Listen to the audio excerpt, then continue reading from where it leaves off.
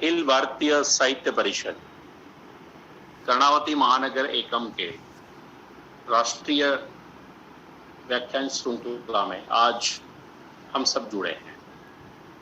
आज यहाँ उपस्थित सभी सारस्वत जनों का मैं स्वागत करता हूँ। ये मेरा सौभाग्य है कि आज मैं इस कार्यक्रम को संचालित करते हुए आप सभी सूज्ञ जनों को मिल रहा हूँ। उसमें मेरे कुछ जाने साथी मित्र भी हैं, कुछ अनजाने मित्र भी हैं, लेकिन साहित्य से सब मेरे जाने हुए हैं। इसलिए मैं सभी सारस्वत जनों का प्रणाम करते हुए कार्यक्रम की शुरुआत करता हूँ। हम सब जानते हैं कि भारतीय संस्कृति का कोई भी कार्यक्रम हो तो शुरुआत जो है वो प्रार्थना से होती है और हम शुरुआत करेंगे माँ सरस्वती की वंदना से। मैं यहाँ से गाऊंगा और हो सकता है जो लोग साथ में गा सके वो अपना माइक वहीं ऑफ करके अपने साथ गा सकते। एक भाव बनता है और एक तरह से ये वैश्विक लय है जो हमें प्रार्थना एक साथ जोड़ती है। हसतो मां सद्गमय तमसो मां ज्योतिर्गमय या कुंदेन्दु तुषारहार धवला या शुभ्रवस्त्रावृत्ता या वीणावरदण्डमण्डितकरा या श्वेतपद्मासना या ब्रह्माच्युत शंकरं प्रभृतिभिः देवैः सदा वन्दिता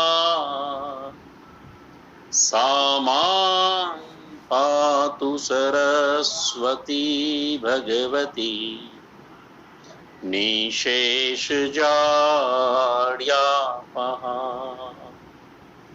निशेषजाड्यापहा।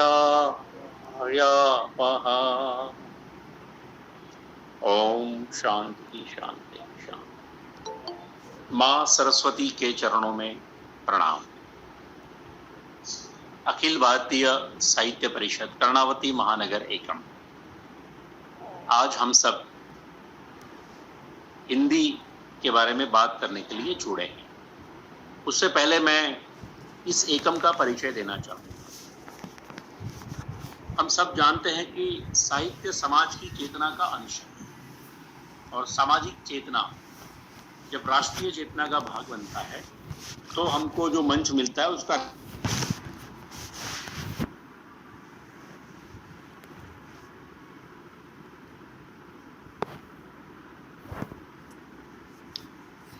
ભાઈ આપનો અવાજ નથી આવતો।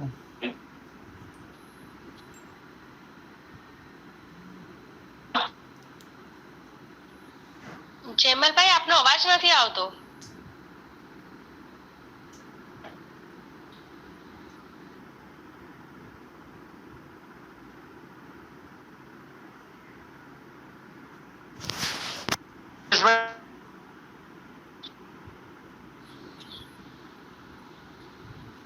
हेलो જેમલભાઈ,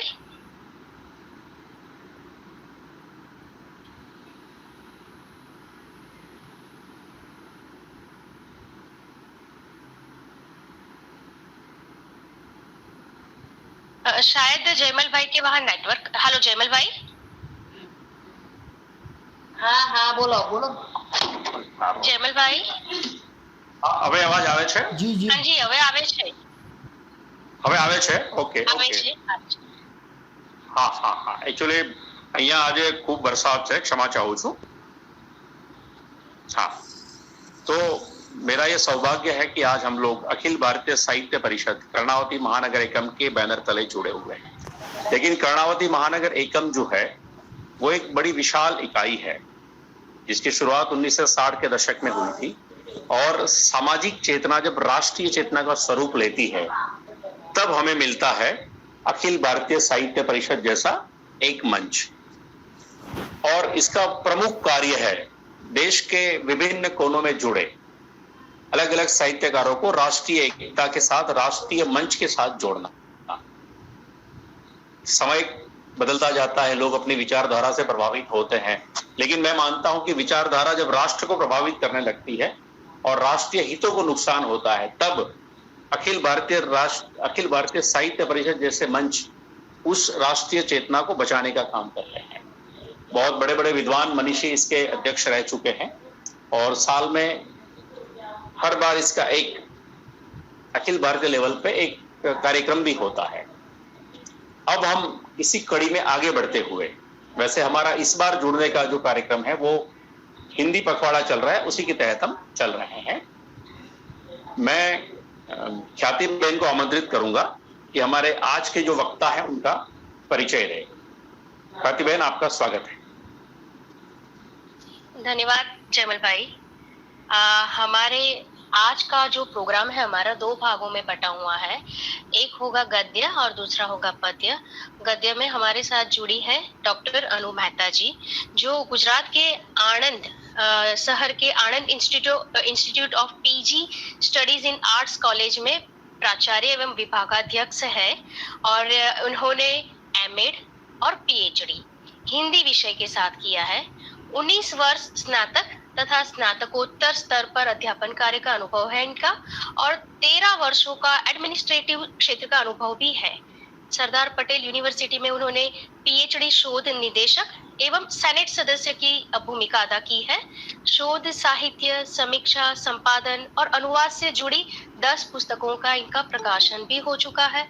50 से अधिक लेखों का विभिन्न राष्ट्रीय एवं अंतर्राष्ट्रीय पत्र पत्रिकाओं में प्रकाशन हुआ है। इवन संगोष्ठियां हैं जो राष्ट्रीय एवं अंतर्राष्ट्रीय संगोष्ठियों में वक्ता के रूप में भी वे अपनी सेवा दे चुकी है। कवयित्री के रूप में उनको राज्य स्तरीय, राष्ट्रीय स्तरीय और अंतर्राष्ट्रीय स्तरीय सम्मान प्राप्त है और उन्होंने कई सम्मेलनों में काव्य की प्रस्तुति की है। 3 काव्य संग्रह प्रकाशित हो चुके हैं। अभी 4th काव्य संग्रह मेरी जमीन मेरा आसमान जल्द ही प्रकाशन होकर हमारे हाथ में होगा और मैम आपको इस 4थे प्रकाशन के लिए अभी से आपको शुभेच्छा देते हैं मैम। और जी और मैम कई सारे सम्मान से सम्मानित हुई है।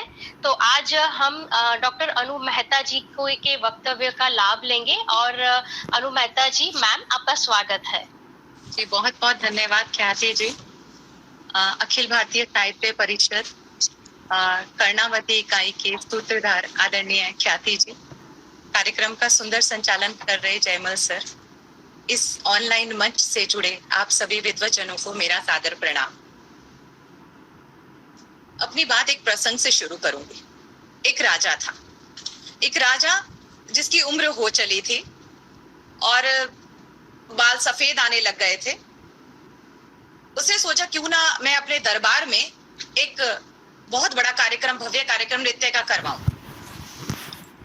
तो ठीक है, उसने सब राजा महाराजाओं को बुलाया, उसने राजकुमारों को बुलाया, उसने अपने गुरु को भी बुलाया और अपने गुरु के हाथ में उसने स्वर्ण मुद्रा दी कि जो नर्तकी जब ये अपना नृत्य कर ले तो उसके बाद वो उसे स्वर्ण मुद्राएं दे सके और वो गुरु के हाथों उसका सम्मान करवाना चाहता था। राज्य की सबसे बड़ी नर्तकी को बुलाया गया। नर्तकी से ये बात हुई कि वह पूरी रात नृत्य करेगी, अविरत नृत्य करेगी, अविराम नृत्य करेगी। नर्तकी बहुत कुशल थी, नृत्य संचालन में उसे महारत हासिल थी और उसने नृत्य करना शुरू किया। बहुत भव्य कार्यक्रम शुरुआत हुई, सब बड़े खुश थे। लगातार नर्तकी नृत्य करती जा रही थी, लोग मंत्रमुग्ध होकर उसे देख रहे हैं। अब नाचते नाचते सुबह हो चली, भोर का समय था। नृत्य करते करते नर्तकी की नजर तबला वादक पर पड़ी। उसने देखा कि तबला वादक तो आंखें भारी हो रही हैं, आंखें बंद हो रही हैं उसकी, वो तो निद्रा में जा रहा है। वो बहुत डर गई कि भाई अगर ये सो गया तो राजा तो मुझे बहुत दंड देगा, क्योंकि बात ये हुई थी कि पूरी रात नृत्य चलेगा। अब वो कैसे करे, तो उसने एक दोहा कहा। उसने दोहा कहा कि बहुत गई थोड़ी रही पल पल रही बिताए, एक पल के कार ने कहीं कलंक ना लग जाए। अब ये दोहा सुनते ही जो तबला वादक है वो इस बात को समझ गया और उसने फटाफट बड़ी सचेत अवस्था में आकर तबला बजाना शुरू कर दिया। अब इस दोहे को वहां पर बैठे राजा के गुरु ने सुना। अब ये सुनते ही राजा के गुरु के पास जो स्वर्ण मुद्राएं थी वो सारी की सारी उन्होंने जाके उस नर्तकी के चरणों में रख दी। राजकुमार ने भी ये दोहा सुना। राजकुमार ने भी अपना जो मुकुट था, लाखों का रतन जड़ित मुकुट था, वो भी उसके चरणों में रख दिया। अब यही दोहा राजा की बेटी ने सुना। अब बेटी ने भी अपने गले का 9 लखा हार उतारकर तुरंत नर्तकी के चरणों में रख दिया। राजा ये सब अवाक होकर देख रहा था, बहुत विस्मय से ये देख रहा था, आश्चर्यचकित होकर ये देख रहा था कि ये क्या हो गया अचानक। वो फटाफट उठा राज अपने सिंहासन से और वो नर्तकी के पास गया। उसने कहा उसने शुष्क भाषा में नर्तकी से कहा कि ओ सामान्य नर्तकी, तुम इतनी सामान्य स्त्री हो, तुमने ऐसा क्या कह दिया कि सबको लूट लिया। अब गुरु ने जब ये बात सुनी तो वो फटाफट दौड़े राजा के पास आए कि राजा, तुम इस स्त्री को एक सामान्य नर्तकी कहकर मत पुकारो। राजा ने प्रश्न सूचक निगाहों से उस नर्तकी को देखा। उसने बोला क्यों? तो बोले कि देखो, इसके दोहे ने मुझे मेरी अंतरात्मा को झंझोड़ कर रख दिया। वो बोले कैसे? कि उन्होंने कहा कि मुझे जब मैंने इसका दोहा सुना कि बहुत गई थोड़ी रही पल पल रही बिताए, एक पल के कार ने कहीं कलंक ना लग जाए, तो मुझे ये लगा कि मैंने सारी अपनी उम्र जो है वो मैंने तपस्या में बिताई है, जंगलों में बिताई है, तो मैं अपने अंतिम उम्र के इस अंतिम पड़ाव में मैं एक नर्तकी का मुजरा देखने आ गया। ये तो मेरे लिए बहुत बड़ी बात, मतलब खराब बात होती। तो वो, और ये नृत्य जो था वो बहुत क्लासिकल नृत्य, जिसको शास्त्रीय था वो नहीं, जो राजाओं को प्रशंसा के लिए, राजाओं को खुश करने के नृत्य किया जाता है, ये वैसा नृत्य था। तो फटाफट गुरुजी ने अपना कमंडल उठाया और चले गए। अब राजा गया अपने बेटे के पास, बेटी के पास गया और बेटी से उसने पूछा कि तुमने क्यों 9 लखा हार अपना दे दिया, तुम्हें क्या हुआ? उसने कहा देखिए पिताजी, मैं युवा हो चली, मेरी उम्र बीते जा रही है, लेकिन आपको कभी भी ये ध्यान नहीं आया कि मेरी शादी तय कर दे, मेरा विवाह के लिए आपने कभी सोचा नहीं। तो मैंने आज सोचा था कि आपके महावत के साथ आज मैंने भाग जाना था, मगर जब मैंने इस नर्तकी का दोहा सुना तो मेरे मनो मस्तिष्क पर यह असर हुआ कि आज नहीं तो कल पिता तो शादी कर देंगे, मैं पिता के कुल को ये कलंक देकर क्यों जाऊं, इसलिए मैंने उसके चरणों में अपना 9 लखा हार दे दिया। पिता यानी राजा, अब वो जाता है बेटे के पास, उनसे पूछा भी तुम्हें क्या हुआ? उसने कहा देखिए पिताजी, आपकी उम्र हो चली है और आप किसी भी तरह ये सिंहासन छोड़ने को तैयार नहीं है। मैं कब सीखूंगा, मैं कब इस शासन को चलाना सीखूंगा? आपको चाहिए था कि आप मुझे ये सिंहासन समय पर सौंपते, मगर आप अपने रंग विलास में ऐसे डूबे रहे कि आपने कभी भी नहीं सोचा कि मुझे ये शासन सौंपा जाए। तो इसलिए मैंने सोचा था कि आज कुछ सैनिकों के साथ मिलकर मैं आपको खत्म कर दूं, आपका कत्ल कर देना था। लेकिन जब मैंने इस नर्तकी का दोहा सुना तो मुझे ये सद्बुद्धि आ गई, मुझे ये विवेक आ गया कि आज नहीं तो कल ये सिंहासन तो मुझे ही मिलना है, मेरे पिता है तो मुझे ही देंगे, तो फिर ऐसी जल्दबाजी क्यों? अब राजा को लगा कि बात तो सही है, उसे अपनी गलती का एहसास होता है।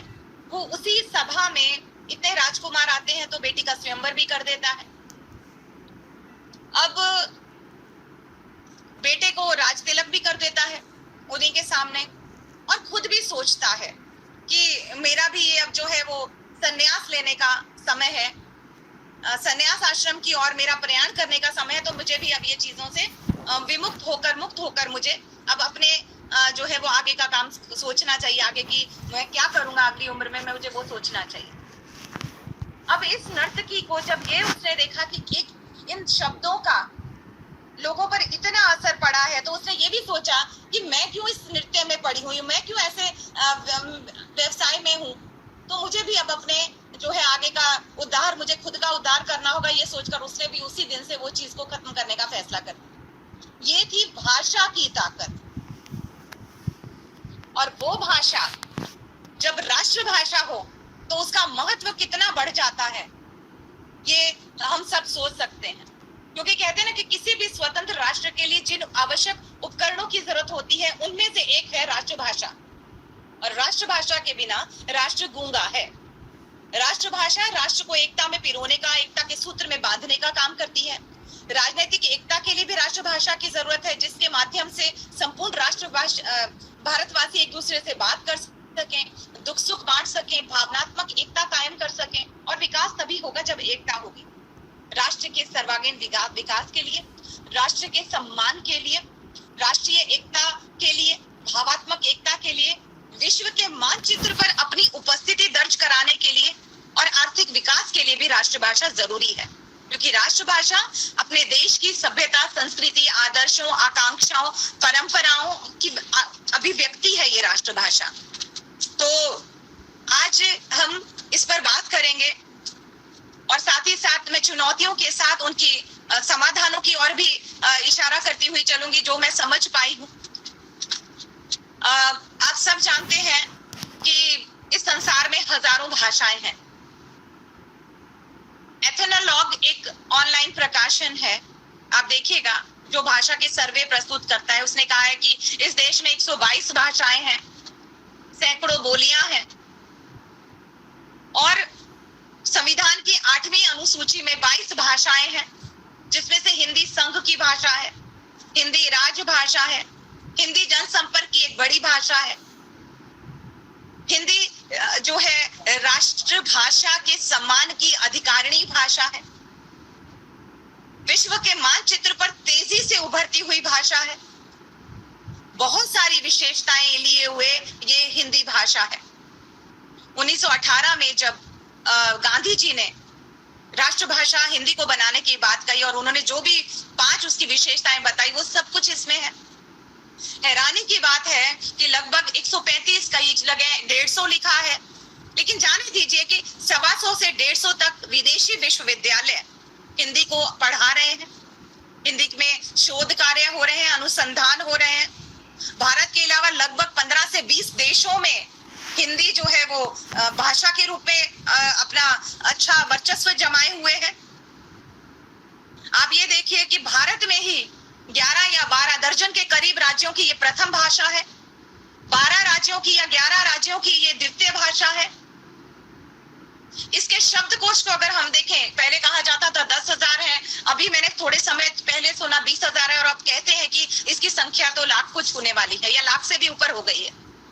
लेकिन तकलीफ ये है कि जैसे ऑक्सफोर्ड डिक्शनरी में जो है, वहां पर हर साल जो शब्द नए जोड़े जाते हैं उसकी विधिवत घोषणा होती है, लेकिन हमारे यहाँ ये नहीं है। सिर्फ शब्दकोश का अंदाजा लगाना, थोड़ा संख्या का अंदाजा, लेकिन हाँ, समृद्ध भाषा है, समृद्ध, विराट, विशाल शब्द भंडार है, उदार है, समाहार है ये भाषा हिंदी।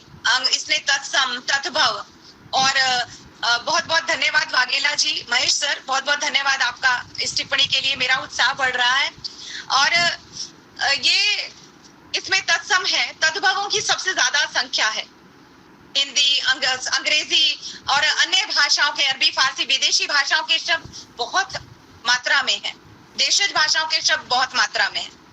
किसी भी बात से हमारी हिंदी को कोई परहेज नहीं है, सबको गले लगाने वाली भाषा है। और बहुत सारी विशेषताएं हैं, बहुत सारी विशेषताएं हैं। ख्याति जी कवयित्री हो तो राष्ट्रभाषा के प्रश्न को भी इस मंच से उठा रही हो, क्योंकि हमारे आदरणीय माननीय प्रधानमंत्री जी इसके लिए बहुत प्रयास कर रहे हैं। तो यहाँ पर मैंने अपनी कविता के माध्यम से इस हिंदी की विशेषताओं को आपके सामने रख रही हूँ। और जो संकीर्ण मानसिकताओं से घिरे लोग हैं, जो ये नहीं चाहते हैं कि हिंदी को राष्ट्रभाषा के रूप में स्थापित किया जाए या उसे ये सम्मान मिले जिसकी वो अधिकारिणी है, तो क्या जवाब दोगे जब हिंदी पूछेगी सवाल? मुकदमा कोई दायर नहीं होगा, मगर जमीन के कटघरे में तुम्हें खड़ा रख के हिंदी जब करेगी सवाल, क्या दोगे जवाब? नजर चुराने का फायदा नहीं होगा, आंखों में आंखें डालकर पूछेगी हिंदी, तब क्या होगा हाल? क्या जवाब दोगे जब हिंदी पूछेगी सवाल? क्योंकि इस हिंदी ने इस देश को बहुत कुछ दिया है, ये जन आंदोलन की भाषा है, ये स्वतंत्रता की भाषा है, ये संघर्षों की वाणी है, ये क्रांति का आह्वान किया है। तो जब हिंदी पूछेगी सवाल तो क्या दोगे जवाब? आगे लिखा है कि संघर्ष और चुनौतियों के तूफानों कब का पीछे छोड़ आई है, कांटों भरी राहों पर भी दिल खोलकर मुस्कुराई है। ये एक ऐसी भाषा है जिसको अपनी लिपि के लिए भी संघर्ष करना पड़ा था। फितरत में इसकी जरा भी गुलामी नहीं है, अंदाजे बयां में हिंदी का कोई सानी नहीं है। अपनों के हाथों हारने का रहेगा हमेशा मलाल। क्या जवाब दोगे जब हिंदी पूछेगी सवाल? बस चुप रहोगे? ये खामोशी, यह चुप्पी बहुत कुछ खत्म कर देगी, क्योंकि जब हमारे देश का राष्ट्रीय फल है, फूल है, पशु है, पक्षी है, तो क्या ये हमारे लिए चिंता का विषय नहीं है कि उसकी राष्ट्रभाषा का अभी तक इंतजार करना पड़ रहा है? तुम्हें क्या लगता है सब अपने आप ठीक हो जाएगा? ये हम सबकी जिम्मेदारी है, सरकार की नहीं, ये सब हम सबकी जिम्मेदारी है। तुम्हें क्या लगता है सब अपने आप ठीक हो जाएगा? मसला खुद सुलझ जाएगा?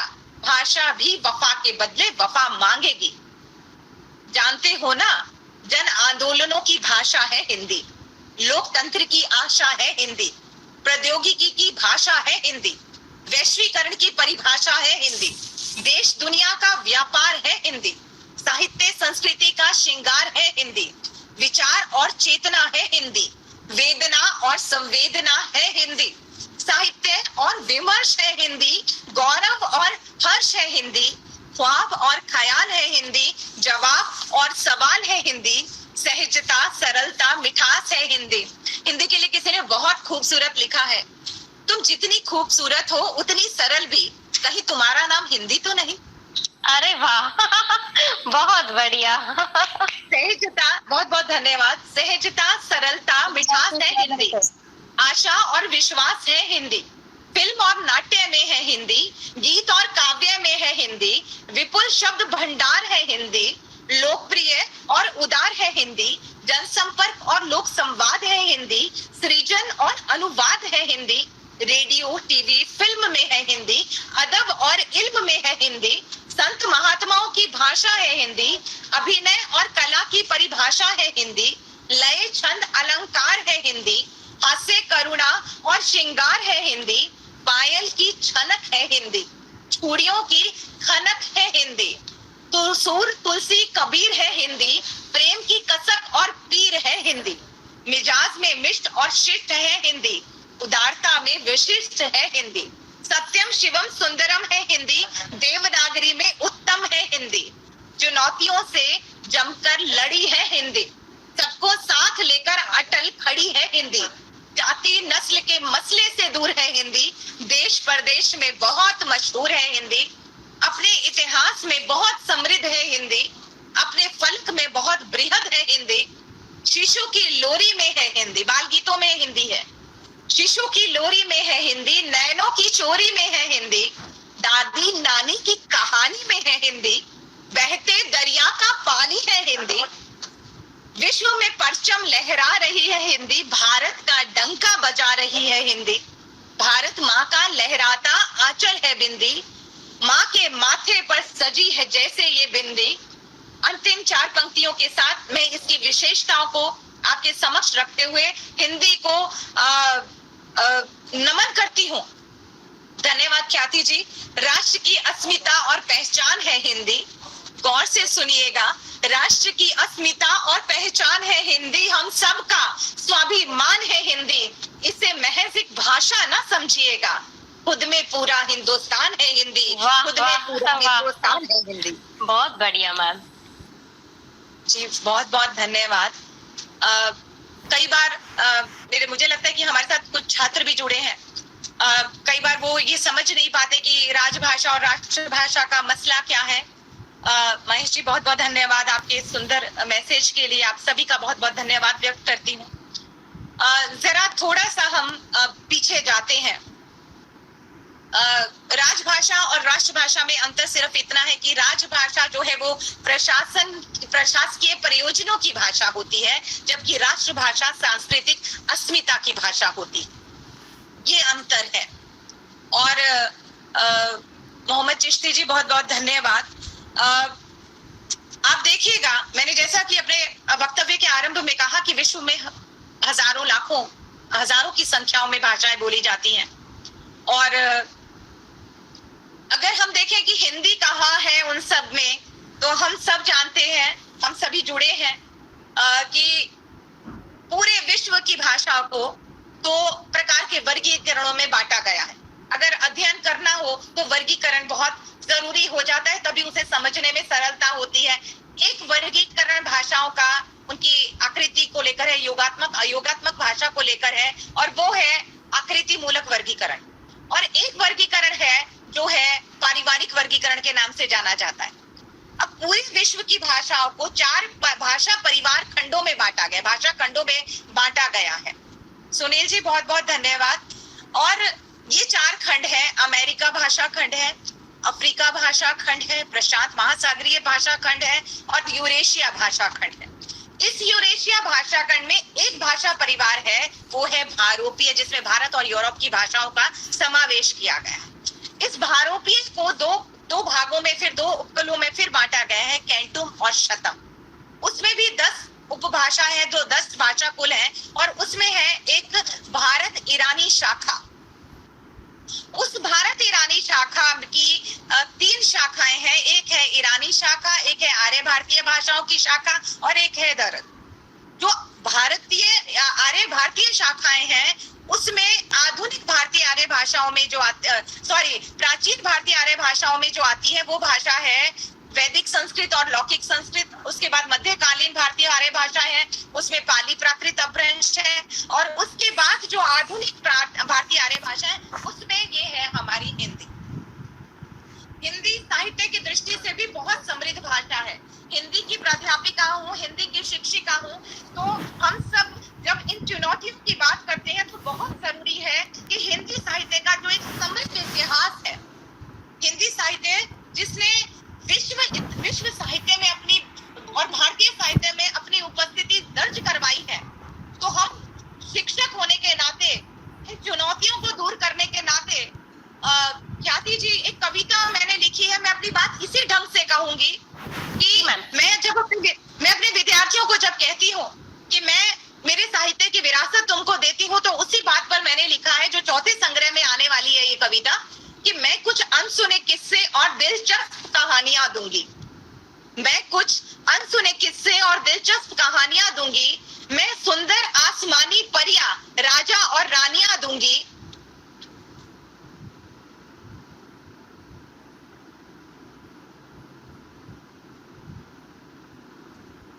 क्षमा कीजिएगा, मैं सुंदर आसमानी, क्योंकि कल्पना भी है साहित्य में, भाव भाषा कल्पना और विचार, इन 4 जो है तत्वों पर कोई भी साहित्य खड़ा रहता है।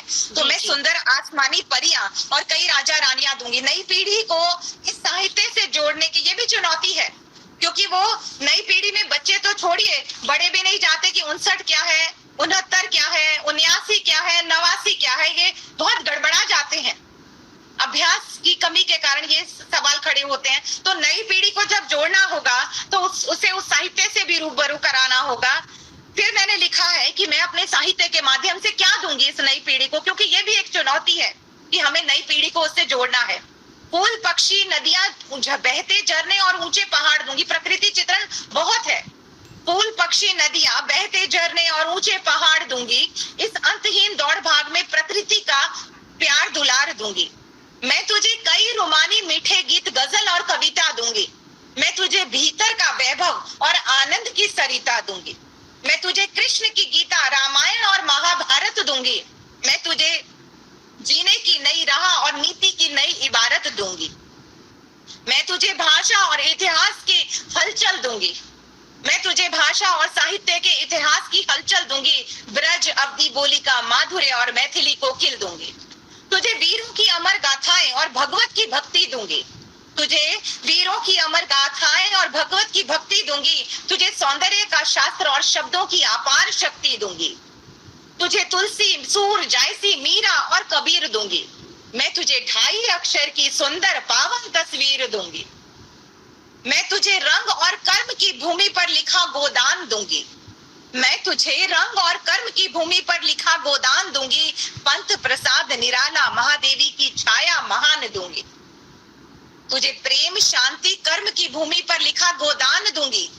तुझे प्रेम शांति करुणा और धैर्य का, सॉरी क्षमा कीजिएगा एक पंक्ति छूट गई है, मैं तुझे प्रेम शांति करुणा और धैर्य का ऊंचा आकाश दूंगी। साहित्य के सारे संस्कार और हृदय का सच्चा विश्वास दूंगी।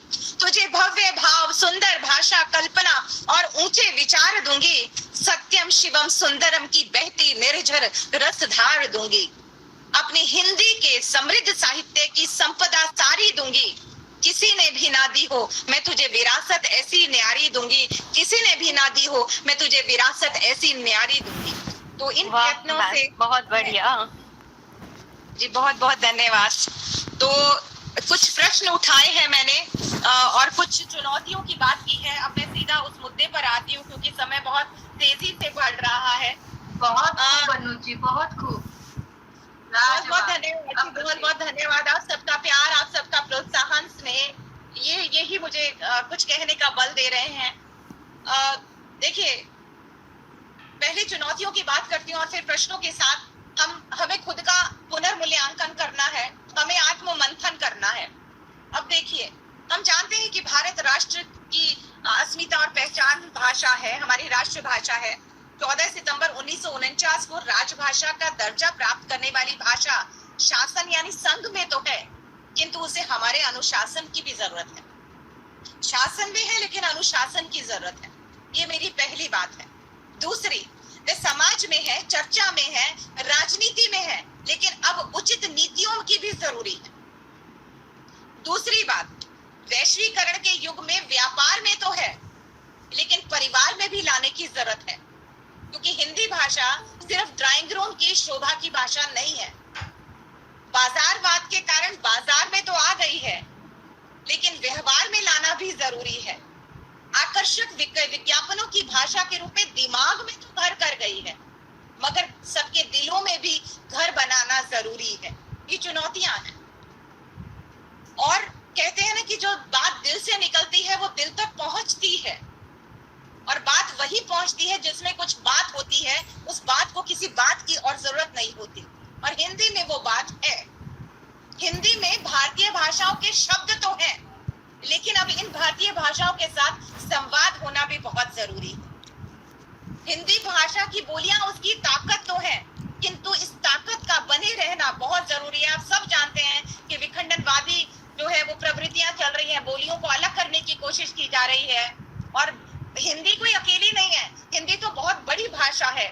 उसके 5 उपभाषा है, पश्चिमी हिंदी, पूर्वी हिंदी, बिहारी, पहाड़ी और राजस्थानी। 17-18 उसकी बोलियां है। ब्रज है, बांगरू है, कन्नौजी है, खड़ी बोली है, हरियाणवी है, अवधी बघेली छत्तीसगढ़ी है, भोजपुरी है, मैथिली है, मगही है, कुमायूनी है, गढ़वाली है, मेवाती है, मारवाड़ी है, जयपुरी है, राजस्थानी है। इतनी बड़ी भाषा है, तो बोलियों के साथ सजती हुई भाषा है। तो बोलियां उसकी ताकत है, लेकिन ये भी चुनौती है कि ये ताकत बनी रहे। हिंदी भाषा का ज्ञान जरूरी है, लेकिन उसका ज्ञान की अन्य शाखाओं के साथ जुड़ना बहुत जरूरी है। तकनीक के साथ अभी और जुड़ना जरूरी है। विज्ञान हो, न्यायिक प्रक्रियाएं हो, उसकी बाकी भाषाएं हो, बहुत ज्यादा जरूरी है।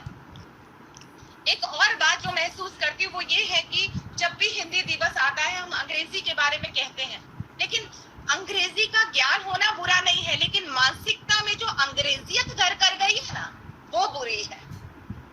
भाषा कोई बुरी नहीं है, लेकिन जहां माँ खड़ी हो वहां उसे वो सम्मान मिलना ही चाहिए। हिंदी भाषा का जगह जगह उपयोग हो रहा है। आप जानते हैं कि बहुत सारी बहुराष्ट्रीय कंपनियां जो ये जानती हैं भली भांति कि भारत तो उनके लिए एक बहुत बड़ा उत्पादन का जो है बाजार है, उपभोक्तावाद है उनका बहुत बड़ा, मतलब उपभोक्ता यहाँ पर मिलेंगे, लेकिन सिर्फ इस भाषा को उपयोगितावादी दृष्टि से देखना जरूरी नहीं है। यूज किया और फेंक दिया ऐसी जरूरत नहीं है। अपना उत्पाद बेचने के लिए कूल के साथ ठंडा ठंडा ठीक है, लेकिन उस भाषा को के साथ भावनात्मक जुड़ाव, लगाव और प्रेम होना भी बहुत जरूरी है। उसे मात्र विज्ञापन की भाषा नहीं बनाए, उसे देश प्रेम की भाषा है वो, तो उसे देश प्रेम की भाषा का दर्जा मिलना चाहिए। न्यायालय में न्याय की गरिमा बहुत है, लेकिन हिंदी और भारतीय भाषाओं का न्यायालय में प्रयोग कर भाषा को गरिमा मिलना भी जरूरी है। हिंदी उदारीकरण का ये युग है, हम सब जानते हैं कि ये उदारीकरण का युग है। हिंदी इस युग में फैल तो बहुत जगह रही है, किंतु उसका फलीभूत होना अभी भी बाकी है। हिंदी राजभाषा के रूप में काम कर रही है, पर राष्ट्रभाषा के रूप में सम्मान जरूरी है। हिंदी भाषा की लिपि वैज्ञानिक तो बहुत है, किंतु विज्ञान और तकनीकी विषयों की पाठ्य सामग्री का निर्माण भी जरूरी है। हिंदी जन आंदोलनों की भाषा के रूप में सबको जोड़ने का जो काम किया है, आज हमारा फर्ज है कि हम नई पीढ़ी से उसको जोड़ें। हिंदी भाषा बहुत उदार भाषा है, किंतु अब पूर्वाग्रह और संकीर्ण मानसिकताओं को छोड़कर हम सबका उदार होना भी जरूरी है। हिंदी की वर्ण व्यवस्था बहुत सुनियोजित है, लेकिन हम कब इस भाषा को सुनियोजित ढंग से उसके मंतव्य तक पहुंचाने में अपना योगदान देंगे? क्योंकि हम हिंदी, पंजाबी, गुजराती, मराठी सब बाद में, हम पहले भारतीय हैं। और हिंदी भाषा में कहीं भी चुप्पी नहीं है, कहीं भी वो साइलेंट नहीं है अन्य भाषाओं की तरह। तो फिर हम क्यों जो है इन चीजों को लेकर जो है चुप है? सोशल मीडिया, अभी राष्ट्रीय नीति आ रही है, आप जानते हैं, आप सब उस बारे में बहुत अध्येता है, आप सब उनको आप जान चुके हैं, उसमें ये सब प्रावधान किए गए हैं। लेकिन आज के समय जो चीजें हैं वो ये भी है कि सोशल मीडिया पर बहुत हिंदी का प्रयोग हो रहा है, संप्रेषणीयता की भाषा बनती जा रही है, बन रही है। हर कोई हिंदी में अपनी बात कहना चाह रहा है, लेकिन संप्रेषणीयता के नाम पर भाषा के स्वरूप और उसकी गरिमा को चोट पहुंचाना सही नहीं है। इसलिए मैंने लिखा है, शिरोरेखा गायब, चंद्र बिंदु लापता और नदारद कहीं अनुस्वार हो गया है। क्योंकि भाषा में हम ये जो है लापरवाहियां कर देते हैं, कई बार हम अनजान होते हैं तब। लेकिन भाषा की एक आबरू है, शब्द की एक आबरू है, जिसे उसे पूरी इज्जत के साथ प्रस्तुत किया जाना चाहिए, लिखना चाहिए, उच्चारण उसका सही होना चाहिए। तो इन बातों को यदि हम ध्यान रखेंगे तो और भी ज्यादा जो है संभावनाएं खुलती जाएंगी। लिखा है, शिरोरेखा गायब, चंद्र बिंदु लापता, नदारद कहीं अनुस्वार हो गया है। भाषा की गुमशुदगी का ये किस्सा मानो एक मामूली समाचार हो गया है। वर्तनी की लड़ाई, मात्राओं का युद्ध और अज्ञानता के इस संग्राम में व्याकरण को भारी ठेस लगी है, भाषा के हृदय पर प्रहार हो गया। ये 4 पंक्तियों द्वारा मैंने इस बात को आपके सामने रखा है। भाषा जो है चिंतन जरूरी है, लेकिन मैं कहती हूँ कि स्व मूल्यांकन भी जरूरी है। हिंदी भाषा संवेदना जगाने का काम तो कर रही है, किंतु हमने भी भाषा को लेकर, हम सभी में, एक नहीं, हम सब में, पूरे भारत में इसे लेकर सहृदयता होनी ही चाहिए। हिंदी सिर्फ एक दिवस तक सीमित नहीं है, इसकी तो 12 मासा बहार हो, यह जरूरी है। हिंदी को धर्म से जोड़ना जरूरी नहीं है, मर्म से जोड़ना जरूरी है। हिंदी को किसी भाषा प्रतियोगिता से ज्यादा भाषा सहभागिता की जरूरत है। हिंदी की दुखद स्थिति के लिए शोक गीत नहीं, बल्कि उसका गौरव गीत गाना जरूरी है, उसकी विशेषताएं बताना जरूरी है, लोगों तक उसका महत्व का प्रचार प्रसार करना जरूरी है, उसकी अस्मिता, उसके अस्तित्व को बनाए रखना जरूरी है।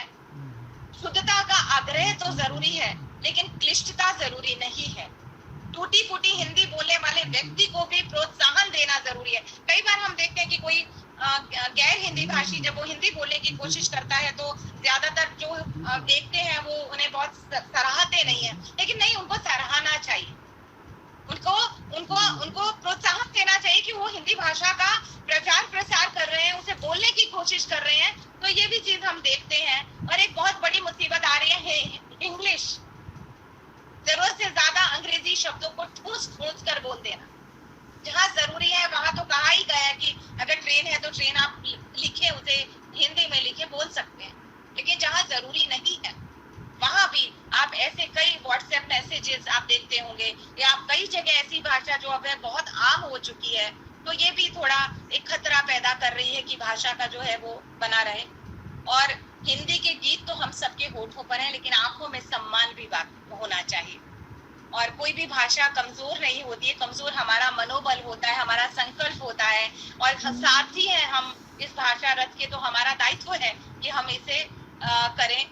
और मुझे लगता है कि सबसे ज्यादा हर एक को अपनी मानसिकता को बदलने की जरूरत है, और हिंदी को किसी विकल्प नहीं बल्कि संकल्प की जरूरत है। और ये बात सही है कि कि वह तो विश्व भाषा की कब से उस स्थान तक पहुंच चुकी है, उसने विश्व फलक पर अपने भारत का नाम लाकर दे दिया है। लेकिन इतना है कि कब हम भाषा के प्रति अपना फर्ज निभाएंगे, कब हम उसे उस सम्मान से नवाजेंगे जो उसका अधिकार है। और हिंदी भाषा का प्रश्न सिर्फ हिंदी का नहीं है, ये देश की अस्मिता और गौरव का प्रश्न है। और हिंदी भाषा का जो है वो हिंदी का भाग्य नहीं है। हिंदी भाषा को लाना हमारा सौभाग्य होगा कि हम हिंदी भाषा को लेकर आए हैं। तो ये मुझे लगता है। कुछ प्रश्न मैं छोड़ती हूँ और इसी के साथ अपनी बातें, क्योंकि 45 मिनट हो गए हैं, मुझे 35 मिनट दिए गए थे। समय का जो है वो अनुशासन बहुत जरूरी है। तो बहुत जरूरी है कि इस चीज को हम दिल से महसूस करें, इसके महत्व को हम दिल से महसूस करें, उसे स्वाभिमान का विषय बनाएं।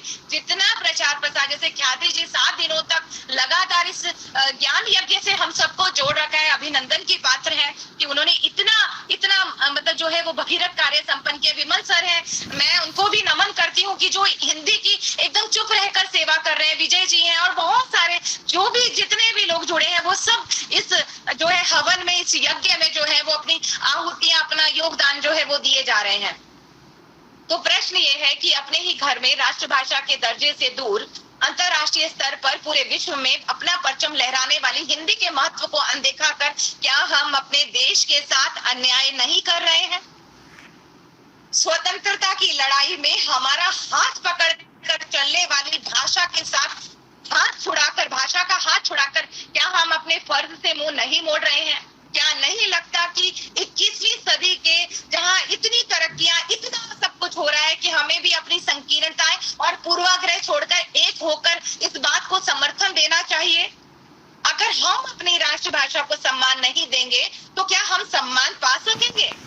सोच कर देखिएगा, अभी भी देर नहीं हुई है। सही मायनों में देश का विकास राष्ट्रभाषा के साथ ही है। 4 पंक्तियों के साथ अपनी इस वाणी को विराम दूंगी कि तुम रूह में बसी हो, तुम रूह में बसी हो, तुम चेहरे का नूर हो, तुम रूह में बसी हो, तुम चेहरे का नूर हो, तुम मेरी मोहब्बत हो, तुम मेरा गुरूर हो, तुम में सोने की चमक, तुम कोहिनूर हो, तुम में सोने की चमक, तुम कोहिनूर हो, मेरे देश की हिंदी भाषा तुम मेरा गुरूर हो, मेरे देश की हिंदी भाषा तुम मेरा गुरूर हो। आप सबने मुझे इतने धैर्य से सुना, आप सबका बहुत बहुत आभार। अखिल भारतीय साहित्य परिषद का, ख्याति जी का और जो ये सब तकनीकी कार्यों से जुड़े हैं आप सबकी पूरी टीम का, आप सभी विद्वत जनों का जो इस ऑनलाइन मंच पर जिन्होंने मुझे इतने धैर्य से सुना, मुझे सराहा, मुझे प्रोत्साहन दिया, मैं आप सबका हृदय से आभार व्यक्त करती हूँ। धन्यवाद, धन्यवाद, धन्यवाद। बेहद खूब मैम, बेहद खूब। बहुत ही अच्छा। विद्या वाचस्पति डॉक्टर अनु मेहता, क्योंकि मैंने डॉक्टर और विद्या वाचस्पति दोनों साथ जोड़ा है। बहुत थोड़ा बहुत खूब अनु जी। इंग्लिश भी बुरा न लगे, लेकिन कहने की बात यह है कि हम बारिश के दिनों में कई बार सरिता को इतना भाव से बहते हुए देखते हैं कि उसमें पानी एकदम लबालब बहा जा रहा होता है। मैंने पहली बार किसी ऐसे वक्ता को सुना कि जिसके भाव में उसका विषय छुपा हुआ है और वो उसी भाव को शुरुआत जहां से की और खत्म जहां तक किया, वहां तक उसी भाव को पकड़े रखे हैं। इसको आप मेरा प्रतिभाव समझिए या जो मैं कहना चाहता हूँ वो भाव समझिए, लेकिन बिल्कुल सही जयमल जी। बिल्कुल मैं भाव सहमत से हूँ। सर बहुत बहुत धन्यवाद, आपने इतनी बारीकी से इसे देखा, सुना। मेरे पास शब्द नहीं है आप सबका धन्यवाद करने के लिए। को सुन रहा था तो मुझे अटल जी की याद आ गई कि उन्होंने बहुत ही निर्विवाद रूप से विश्व का सबसे बड़ा मंच और जहां जाके संयुक्त राष्ट्र संघ में जब बोलना होता है तो बहुत सारे नेता अपने आप को समझते हैं कि मैं कौन सी भाषा में बोलूं, जबकि उन्होंने बेझिझक वहां हिंदी में बोला। और वो शायद भारत का ऐसा पहला व्याख्यान था किसी राजनेता का कि जिसको दुनिया ने बहुत चाव से सुना, और उसके बाद यूनाइटेड नेशंस को अपना जो एक मंच है उसको काफी हद तक परिवर्तित करना पड़ा कि उसमें दुनिया का जो भी वक्ता आके बोलना चाहे अपनी भाषा में बोल सकता है, उसका ट्रांसलेशन उसको सुनने को मिल सकता है, अनुवाद, तर्जुमा। तो कहीं ना कहीं एक बहुत बड़े मंच के ऊपर पहुंचने के बाद आपके अंदर ये हिम्मत होनी चाहिए कि हाँ, मैं मेरी भाषा में बोल सकता हूँ। और कहीं ना कहीं जो अगर ये चीजें हमारे अंदर होगी और हम लघुता ग्रंथि महसूस नहीं करेंगे तो ये सब कह पाएंगे। मैंने कई बार वो फिल्मी गीतों के शब्दों के माध्यम से भी कहा है, इस देश में प्रिय प्राणेश्वरी अगर आप हमें आदेश कर तो प्रेम का श्री गणेश करे। इस गाने को मजाक में उड़ाया जाता है और कुछ ऐसे शब्द जो हमें कभी समझ में ना आए फिर भी उसको तरन्नुम में गाया जाता है, फिर हम डिक्शनरी में ढूंढे तो भी नहीं मिलेगा। जिहाले मस्ती में बंदरन दिस बहाने हिजड़ा बेचारा दिल है।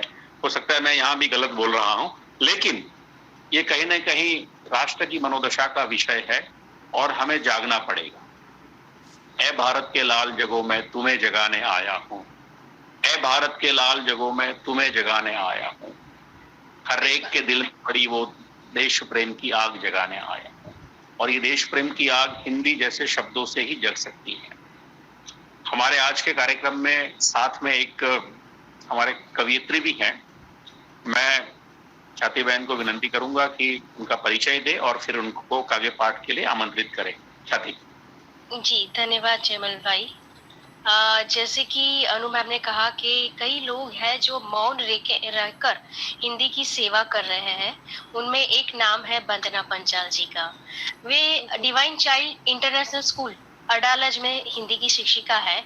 और उनको जब मैंने पूछा कि मैडम आपके बारे में मुझे अगर कुछ कहना है, आप छोटा सा परिचय दीजिए, तो उन्होंने कहा मेरा परिचय इतना ही है कि मैं डिवाइन चाइल्ड इंटरनेशनल स्कूल में हिंदी शिक्षिका हूँ, बस। इससे आगे मुझे ना कुछ कहना है और ना कहने के लिए मेरे पास कुछ है, आप इतना ही रखिए, बहुत है। तो मैम के फिर मैंने जाना कि मैम के कई पत्रिका और समाचार पत्र में कविताएं प्रकाशित हो चुकी है, काव्य संग्रह भी प्रकाशित हो चुके हैं। पर फिर भी जैसा कि मैम ने कहा, मैम आप शिक्षिका है हिंदी की और यही आपका बहुत बड़ा परिचय है। आपका स्वागत है, आइए। बहुत बहुत धन्यवाद ख्याति दी। सबसे पहले मैं आपको धन्यवाद कहूंगी, आपने मुझे अवसर प्रदान किया। सभी गुणीजनों को मैं नमस्कार करती हूँ। और जब अनु मेहता जी ने इतना कुछ बोल दिया है तो अब कुछ बोलने को बाकी ही नहीं रहता है।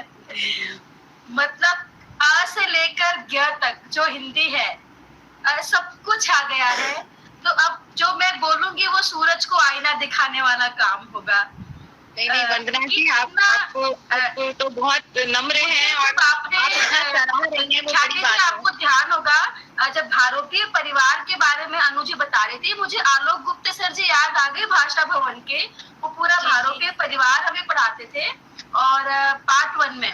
और जहाँ तक ख्याति जी जयमल जी है वो भी एचके में हमारे साथ थे, एनएसएस से जुड़े थे, वही एचके में भी थे और वे भाषा भवन में भी थे। जी, मैं उन्हें तुरंत पहचान गई और वो एनएसएस से बहुत अच्छे से जुड़े थे और बेस्ट उन्होंने अवार्ड भी मिला था लास्ट में, कार्यकर्ता का श्रेष्ठ कार्यकर्ता। शायद जयमल जी मुझे ना पहचान पाए, आपकी याददाश्त काबिल तारीफ है। वो एनएसएस से जुड़े थे और वो टीवाई में थे और हम आप लोगों और मैं उन्हें बहुत अच्छे से पहचान गई। जयमल जी गुजराती से जुड़े थे या संस्कृत से जुड़े थे?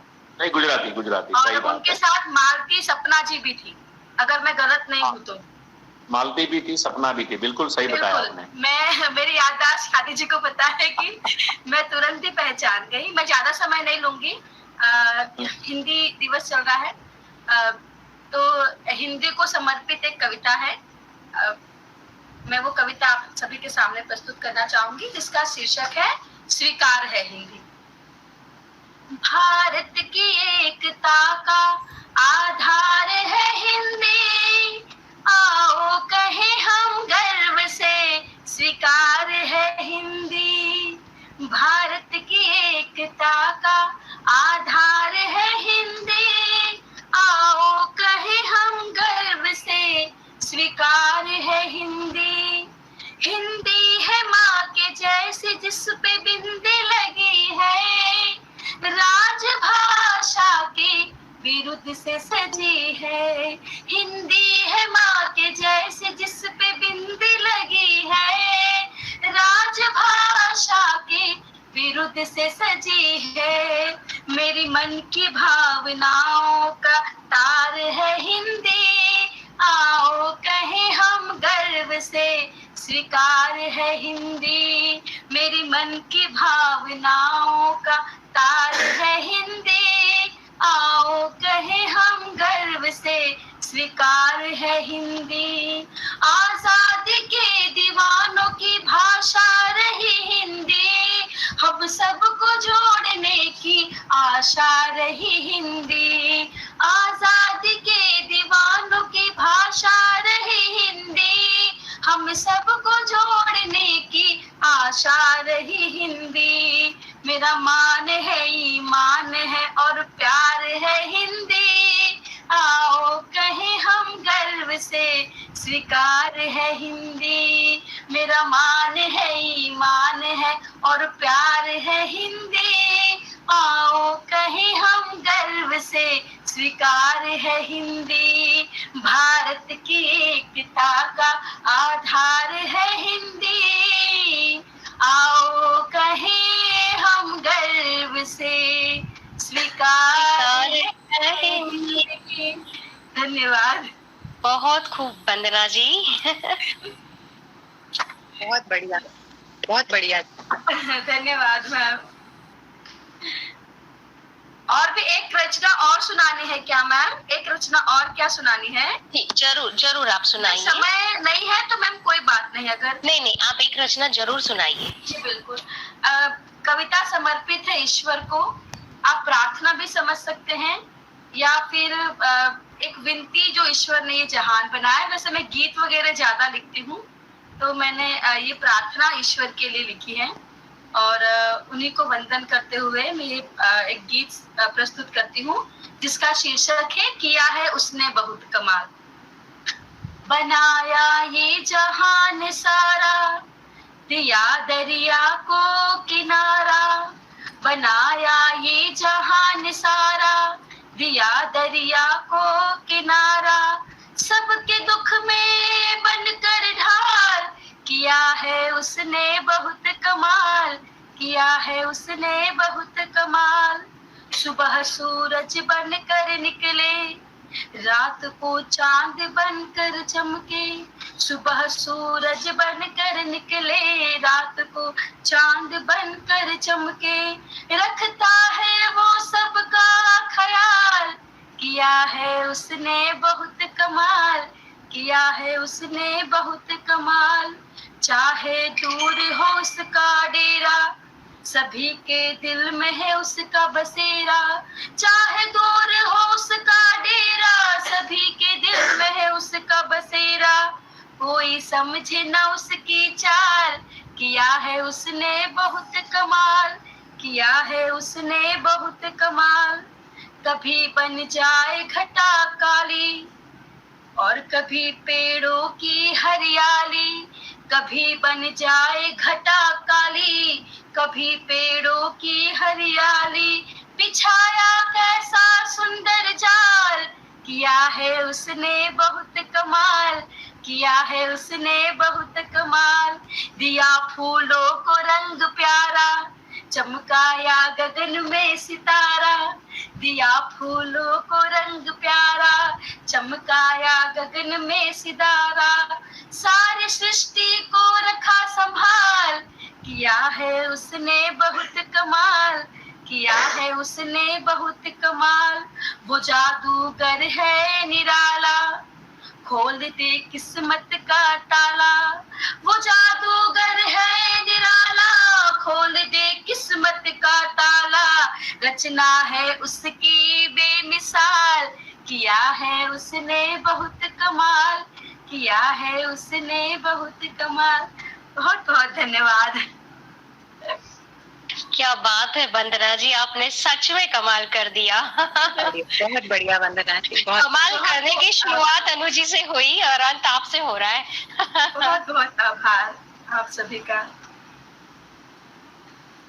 अखिल भारतीय साहित्य परिषद का यही तो एक खास व्यक्तित्व है पूरी संस्था का कि दुनिया में सिद्ध हस्त साहित्यकारों तो सब एक साथ चलते हैं, लेकिन हमारा ये प्रयास रहता है, संस्था का प्रयास, हम तो एक छोटे कार्यकर्ता हैं, पर हर एक व्यक्ति को साथ लेके चलना। ये वो देश है जहां हर कंकर एक शंकर है, और अगर भावना से चले तो हर भाषा के साथ अपना एक कवित्व जुड़ा हुआ है। अगर आपने बीच में देखा हो तो जिनको पद्मश्री पुरस्कार दिए जाते थे उसमें उड़ीसा के वनवासी एरिया से एक बीरभूम, शायद मैं नहीं बोलता हूं तो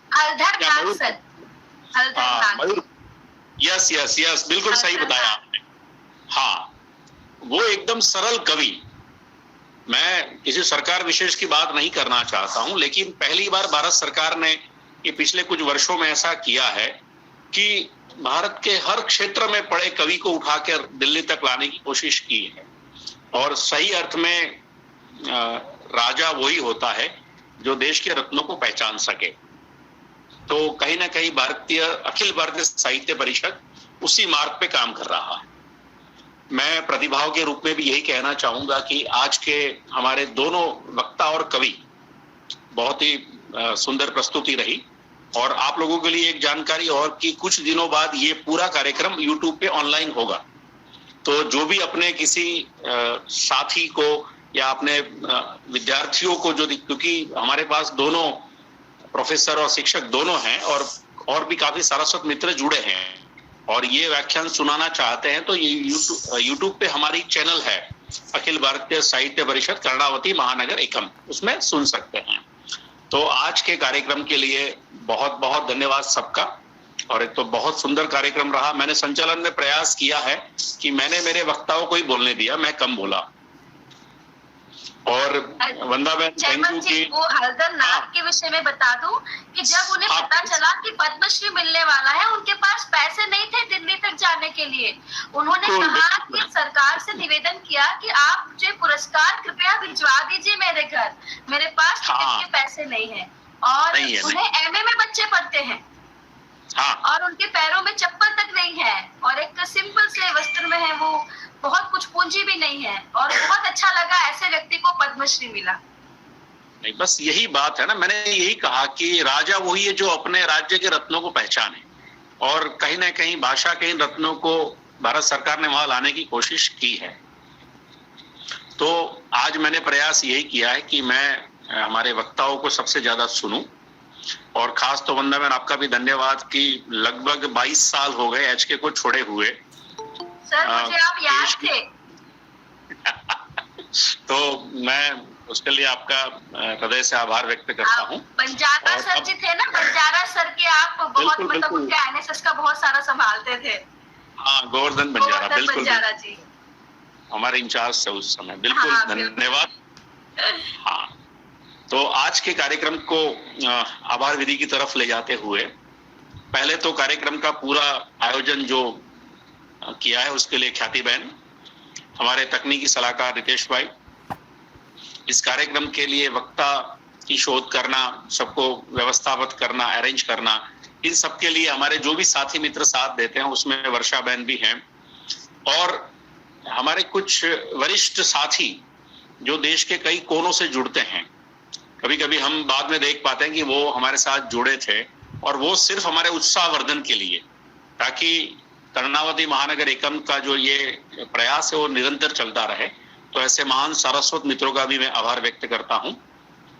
मैं इसी कार्यक्रम का हिस्सा हूं और बाकी जो मेरे साथी हैं वो भी इसी कार्यक्रम का हिस्सा हैं, लेकिन भारतीय संस्कृति कृतज्ञ और कृतज्ञ दोनों का डिफरेंस, जो फर्क है वो जानती है। इसीलिए मैं सबका आभार व्यक्त करना चाहूंगा। हमारे आज के दोनों वक्ता विद्या वाचस्पति अनु मेहता और बंदा बंचाल, उनका तो सहृदय से विशेष आभार कि आपने हमारे मंच को सुशोभित किया। हमारी जो अखिल भारतीय साहित्य परिषद की जो चैनल है यूट्यूब की, इस पे जो कार्यक्रम हम रखते हैं आप भी अपने बच्चों को बताइए कि देखें स्कूल के। और इसलिए मैं कहता हूं ना कि कभी कभी बहुत कार्यक्रम ऐसे होते हैं जो हमें हमारी उस चैनल को लाभान्वित करते हैं, तो उसमें आज का कार्यक्रम एक शिरमोर रहेगा। इसलिए आप दोनों वक्ताओं का बहुत बहुत आभार, आपका धन्यवाद। हाँ, ये सराहना के लिए बहुत बहुत धन्यवाद। धन्यवाद ख्याति जी, धन्यवाद जयमल जी, मुझे भी बहुत अच्छा लगा आज यहाँ जुड़कर। हाँ, धन्यवाद, थैंक यू। अब हम धीरे धीरे चलते हैं शांति पाठ की ओर। हम सब अपने माइक के साथ एकदम आंखें बंद करके बहुत छोटा सा शांति मंत्र है, बोलेंगे और उसके बाद कार्यक्रम समाप्ति की घोषणा होगी। ओम अंतरिक्ष शांति, पृथ्वी शांति, पर्वते शांति, जगतः शांति, दिग्दिशा शांति, सर्वशः शांति। ओम सहनावस्तु सहनौ भुनस्तु सह वीर्यं करवावहै तेजस्विनावधीतमस्तु मा विद्विषावहै। ओम शांति शांति शांति। सभी को नमस्कार करते हुए आज के कार्यक्रम की समाप्ति की मैं घोषणा करता हूँ।